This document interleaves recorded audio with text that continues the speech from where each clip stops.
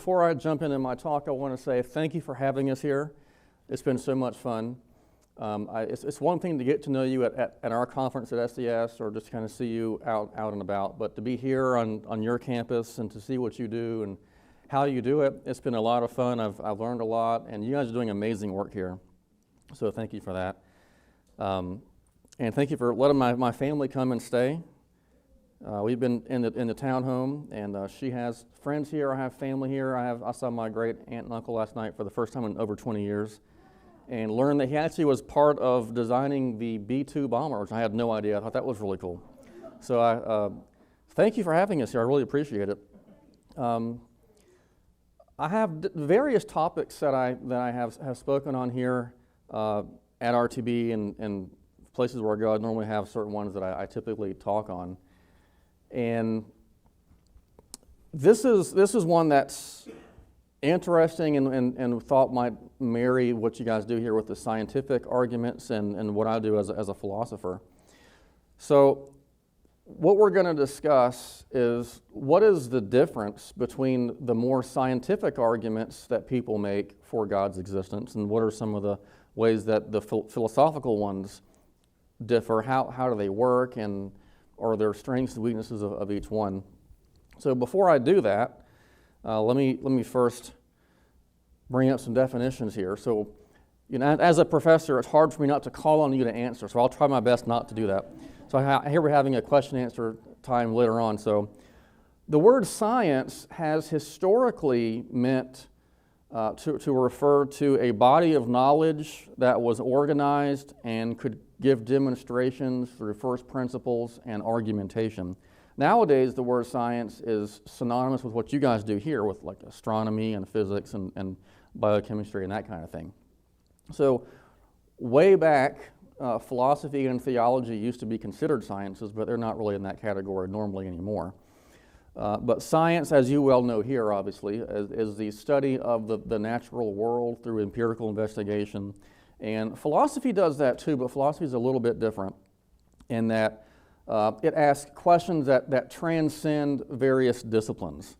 So we might ask weird questions, like historically, does red exist, or does circular things exist, that kind of thing. So, but philosophy is about the nature of being and knowledge. How do we know? What's our outlook on the existence and we'll get more into that as we go on. So, you're probably pretty familiar with ID arguments here at RTP, I would think. But the nature of intelligent design arguments, which are the more scientific arguments, and they differ somewhat among the category of scientific type arguments. So you have like the Coulomb argument that Bill Craig gives, which is historically also a philosophical kind of argument, in a way, versus what you guys do here with biochemistry and astronomy and trying to show that what we see in biology and the human being and the cosmology with the universe has incredible, remarkable levels of design. And you're probably also familiar with the watch analogy. So these kind of ID arguments are analogous to how we view design normally in the world. So if you're familiar with William Paley, who said if we're walking through the woods and we see a watch, maybe not an Apple Watch, but a regular watch, we're going to think, well, that didn't just pop into existence or naturally come to be, that there is a specified complexity there where you need certain parts to make it work, and if you don't have those parts, it's just simply not going to work. And it exhibits intelligence in the way it is designed. So these arguments are based on the analogies between what we see in the ordinary, our ordinary experience and what is required to explain our design as humans or even as the whole universe. Now, as you might expect, there are certain objections to both the scientific and the philosophical arguments. And so here are some of the objections. How many of you heard of David Hume? I can't resist. Are there David Hume? Okay. All right. So Hume had some famous objections. Hume actually came before Paley and kind of anticipated some of Paley's arguments. Hume had a number of objections to the watchmaker type analogy of intelligent design. And one is, and this is kind of not going much into human philosophy, but he says one problem is that they're a posteriori in nature. Now, a posteriori means that something is known after or because of or dependent on some kind of experience. So, for example, supposedly the statement, all bachelors are unmarried men, that is said to be an analytic or a priori statement, meaning that you don't have to experience that supposedly, that's just true by definition. In Hume's metaphysics, his overall philosophy, he thought that either for a statement to be meaningful, it had to be either true by definition like that or have some kind of mathematical truism, or be true in terms of experience. And so his argument here is these kinds of analogical arguments are neither, they're a posteriori, and they suffer from that kind of a weakness. He also says the alleged analogy is a false one, that the analogy we see with design in the world isn't the kind of analogy that it would require to make the arguments work. He says that also the cause for whatever would make these designs to be what they are would not have to necessarily be infinite, perfect, one, immaterial, and it wouldn't prove that the universe is created ex nihilo. So those are some of his objections. You heard of Immanuel Kant? Okay. So he had some objections too. He says that we can only at best infer an architect, not a creator. So even if we were to grant that there is design in the universe, we would have to say that that thing just fashioned the universe out of pre-existing stuff. This would be kind of like if you saw the Expelled documentary with Ben Stein. At the end of it, you get Richard Dawkins saying, yeah, even if we could admit there's some kind of design, there must be some kind of designer for that design too, and that would just go on forever, so it doesn't really make a lot of sense. Kant also says that to show matter is contingent would require more of a transcendent or transcendental argument that the design arguments just don't do. He says the physico-theology cannot tell us anything definite about such a being as God, learning about theology through the material world in that regards. In other words, we can't know the cause from the effect. Now, this kind of reasoning and objection is also based on his objecting to and rejecting the ontological argument and the cosmological argument, which we'll get into a little bit more later on, especially the cosmological. Now, there are theists, actually, who also will bring objections to some ways of arguing from natural science.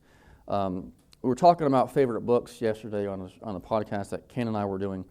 And I always tell my students, if you want a good book on natural theology, which is how to study God through nature, one of my favorite from a philosophical point of view is this one. And it is called Introduction to Natural Theology. It used to be out of print, now it's in print. I like to think I may have something to do with that because I plug it so much. Probably not, but I like to think it anyway. He says, since such arguments, this would be Kalam-style arguments or idea arguments, are based upon the laws and theories of positive science, the arguments themselves can never achieve greater certitude than that of these laws and theories, and the scientists dispute among themselves as to the relative truth or value of their laws and theories. So, for example, when I was learning this for the first time in apologetics and these kind of classes, I would read books and they would say, yeah, some would say that the second law of thermodynamics applies to the whole universe, and some were saying no, it doesn't. So this would be kind of an example, I think, of what Holloway has in mind. He also says that since the laws and theories of positive science are based upon sensible phenomena, as in some way physically observable and measurable, they can never be used to transcend the phenomenal order or just the natural order that we see around us.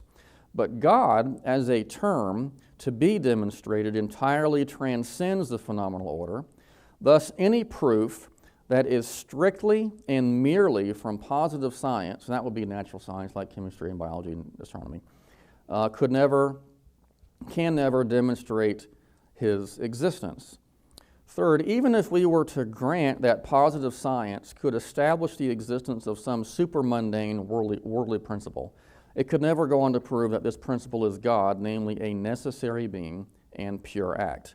To reach such a term, that is to reach God, one would always have to resort to principles that are truly metaphysical or philosophical in nature. And fourth, out of his 5 points, although no argument from positive science is of itself conclusive, it may still have a certain apologetic or ad hominem value for those who have absolute and exclusive faith in the laws of positive science and consider them as entirely proved and certain. Such arguments have also a persuasive force for ordinary people. Finally, as should be obvious, no objection based on positive science has any value in disproving the existence of God. Since positive science functions in an entirely different order from philosophy, it is as equally incapable of disproving there is a God as of proving it. So with this kind of thinking, what would be the validity? Now, Holloway goes so far to say that these kind of arguments are invalid. I'm not sure why he uses that word, because to be invalid means that the conclusion doesn't follow the premises because there's some kind of a break or mistake in the laws of logic. And I don't know why he says that, because I don't think that's the case here at all. So granting the validity of the arguments, in other words, if you have the premises that lead to the conclusion, like if you say everything designed has a designer, the universe and the human body have a design, therefore there's a designer, that would be a valid argument, meaning that the conclusions follow from the premises. So granting the validity of the ID arguments, they do prove at least one highly intelligent designer has existed. Some of the critiques would say that they don't necessarily prove monotheism, creation ex nihilo, the current existence or transcendence of the designer, or classical theism. What is that? We'll get to that later on. Now, to be fair to everyone involved in this discussion, I'm obviously giving you a very shallow, distilled version of all the arguments and literature out there. So if you want more, it's certainly out there to go as deep as you possibly want to. So evaluation of those kind of arguments, they are extremely persuasive, whether you're talking about astronomy and cosmology or biochemistry or physics. The more I learn about what you guys do here at RTB, the more impressed I am about the design in the cells, in the human body, in the eye, in the universe. It is ultimately amazing and incomprehensibly so. So for someone to say, yeah, I don't believe in God because this can be explained naturally, to me, that's just unbelievable. To say, how can you have this much design and not believe in something that is ultimately going to be the designer? So evaluations, though, these are extremely persuasive, especially since Western culture is primed for scientific evidence. If you go to Starbucks and you're hanging out in line in Starbucks and you start talking, chances are the person you're talking to has had several science classes. They are somewhat versed in how to think scientifically, or they're aware of it. Whereas for philosophy, probably not so much, because we're weird and we don't normally get the time in classes that you guys do as you should.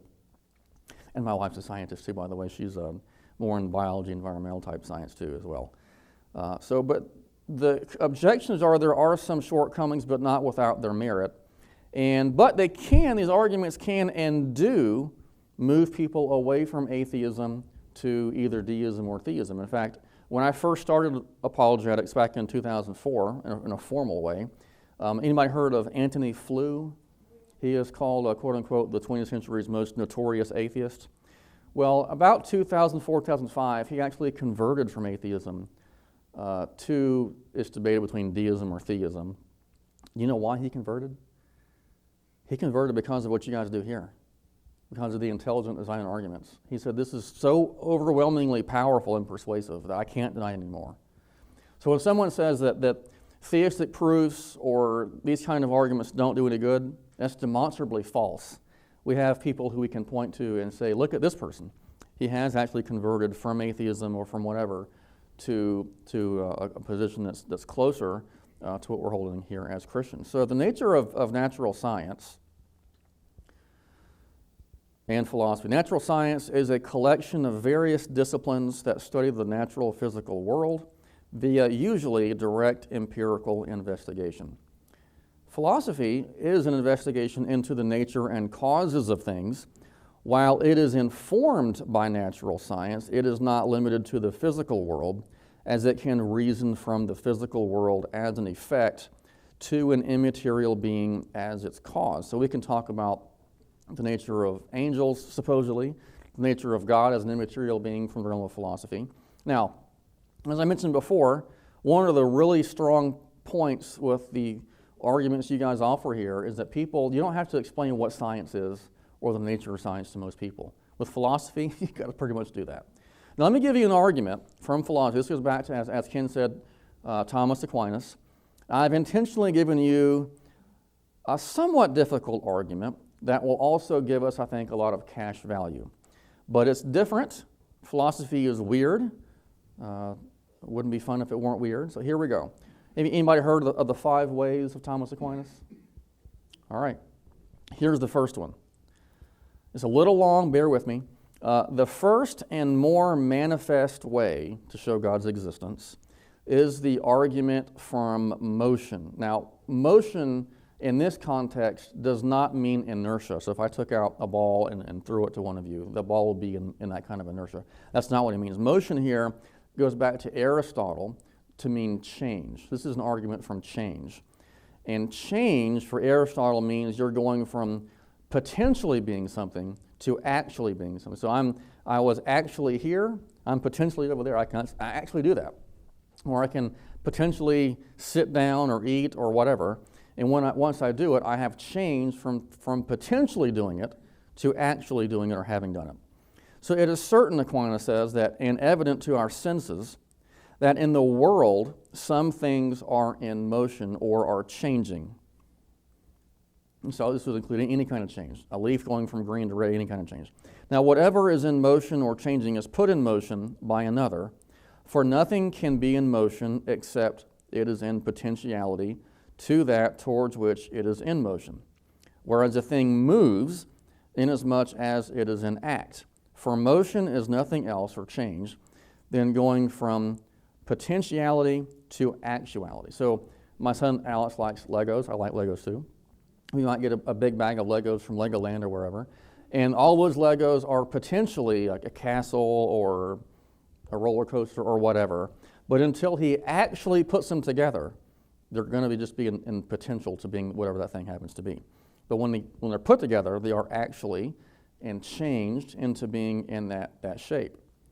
But nothing can be reduced from potentiality to actuality except by something in a state of actuality. So the Legos aren't going to just magically appear one morning as a castle. All right, it's going to take somebody like Alex to put them together. Thus, that which is actually hot, like fire, as wood, makes wood, which is potentially hot, to be actually hot, and thereby moves and changes it. Now, it is not possible that the same thing should be at once in actuality and potentiality in the same respect, but only in different respects. So you can't be actually sitting and potentially sitting. You're actually sitting. You're potentially standing. Okay, that's what he's trying to say. For what is actually hot cannot simultaneously be potentially hot, but it is simultaneously potentially cold. It is therefore impossible that in the same respect and in the same way a thing should be both mover and moved. That is, that it should move itself. Therefore, whatever is in motion must be put in motion by another. If that by which it is put in motion be itself put in motion, then this also must needs be put in motion by another, and that by another again.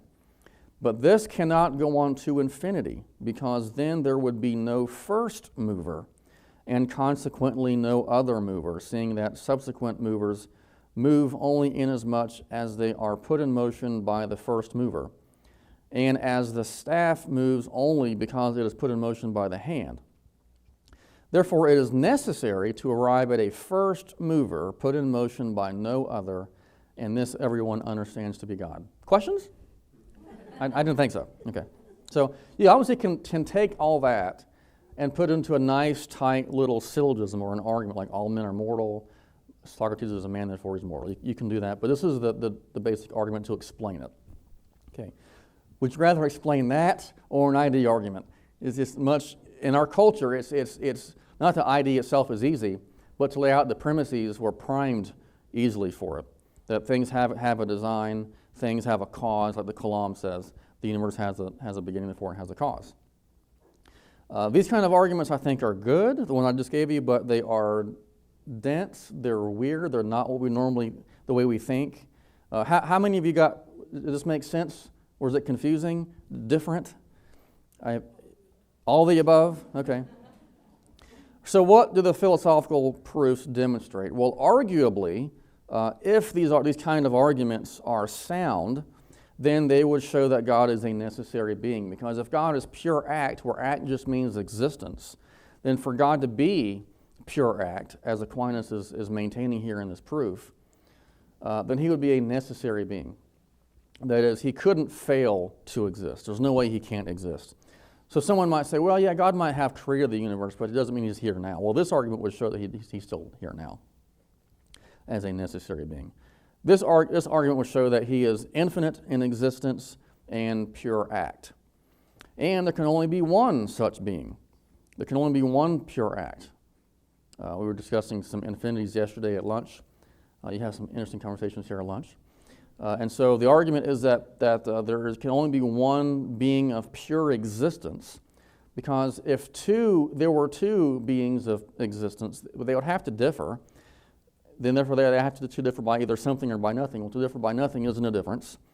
And to differ by something means that one would have some kind of perfection in its existence that the other one didn't have.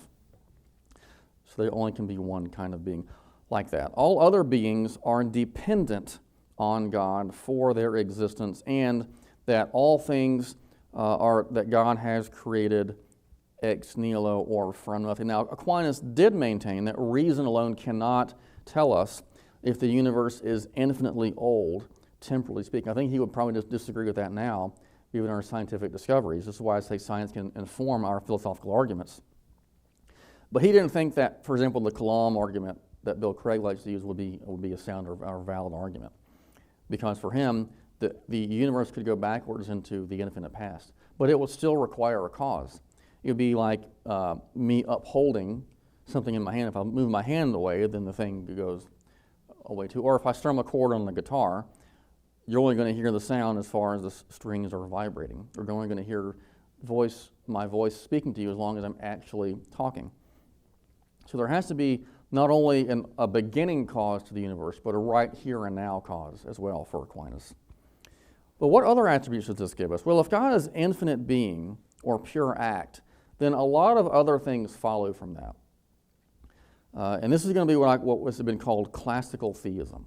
So there are two conceptions of God, broadly speaking. One is the classical view that I'm arguing for here with Aquinas. And the other is more of a process view of God, or personalistic, theistic personalism, which says that God is very much like us, and we have to kind of think of God as a person like we are, with the same kind of limitations and attributes that we have. But if God is pure, infinite being of pure act, then he is simple. Anybody heard of divine simplicity? This is a doctrine that has been held throughout really the entire church, but has recently been called into question by very modern philosophers. But simple means he doesn't have any parts. So he doesn't have these ideas of act and potency. He doesn't have a spirit and a body like you and I have. And everything that he has, he is. So if he has love, he is love. If he has power, then he is power. Nothing adds to him, in other words. He is one complete infinite unity of being. He is immutable, meaning he is unchangeable. Because if a change requires there to be potentiality to go from possibly being X to actually being X, and if God doesn't have that kind of potential, then not only does he not change, he cannot change. So this is not just interesting for philosophers. This has very practical implications for us as well, especially this one here on impassibility. You may have heard of James Dolezal. He has a really good book called God Without Parts, and God, I'm getting him confused with Bill Craig's now. all that is in God. Yeah. And he spoke at our conference a few years ago, and he talked about impassibility, and we can think of it, oftentimes these are considered very highbrow, philosophical, ivory tower stuff that doesn't really matter for the average person. Well, he gave the best sermon. It wasn't even a sermon, it was a conference talk, but it ended up being a sermon, in my opinion, about the unchanging, impassible love of God. For God to be impassible means he can't be affected or changed from without, which means that we don't do anything to change God in a literal kind of sense. Well, how would that be practical? Because how many people in our experience, maybe ourselves included, have thought, have I done something to make God stop loving me? Have I crossed the line somewhere in my walk where I have done something to say, well, God doesn't love me anymore, there's no more tries, that was it, I blew it. Well, the doctrine of immutability and impassibility answers that question and says that there's nothing that we can do to change how we are seen and loved by God. So there are very practical implications of these highbrow philosophical attributes, and that God is eternal. That is, he is not in time, because historically, and I know that physicists define time oftentimes differently than philosophers, time has been seen classically from Aristotle to be the measuring of a change. So the earth goes around the sun in 1 year, right? So we say, well, does 1 year exist? Well, the year itself doesn't exist. The measurement of that world going around. I realize I may be sloppy with the physical aspects of time, so sorry if I'm not getting that right from the physicist point of view. But historically, that's what immutability and eternality mean. So a critique of the philosophical proofs. Well, they're just different. They're not what we normally are primed to think. I don't know why it is, but it used to be the case that people would study philosophy earlier on in life. They would get logic in middle school. I didn't get logic until I was in graduate school. I was cheated. Now I teach logic to middle schoolers at a school called Apologetics. We offer homeschool classes to students. In fact, Aristotle says you shouldn't really even study this until you're about 35 or 40. So that's just 2 years ago for me. So I feel a little bit better about myself. So. Well, this is weird stuff. It's not what we're normally primed in our culture how to think. And to use Aristotle's way of talking about it, it's a habit. So once you learn how to think logically or philosophically, it's good, it's a skill, it's also annoying because once you see all these debates with the presidential debates and all this stuff, you get annoyed by how illogical people are.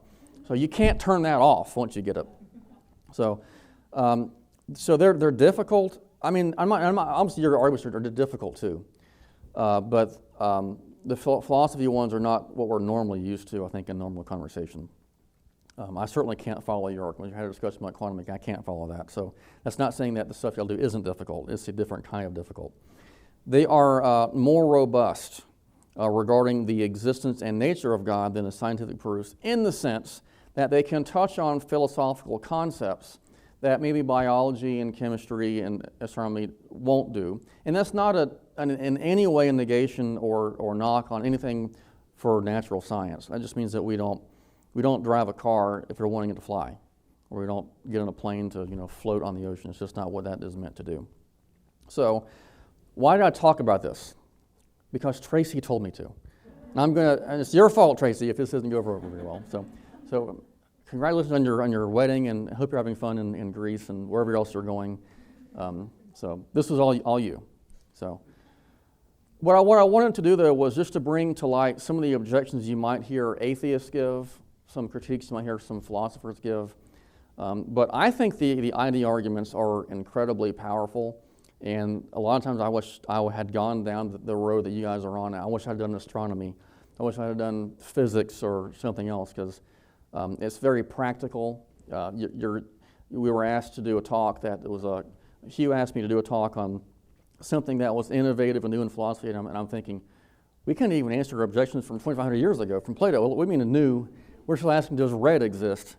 So y'all are making progress in things. We're still arguing about where circularity comes from. So just wanted you to be aware of these things and to talk to you about this. And at this point, I'm sure there aren't any, but do you have any questions?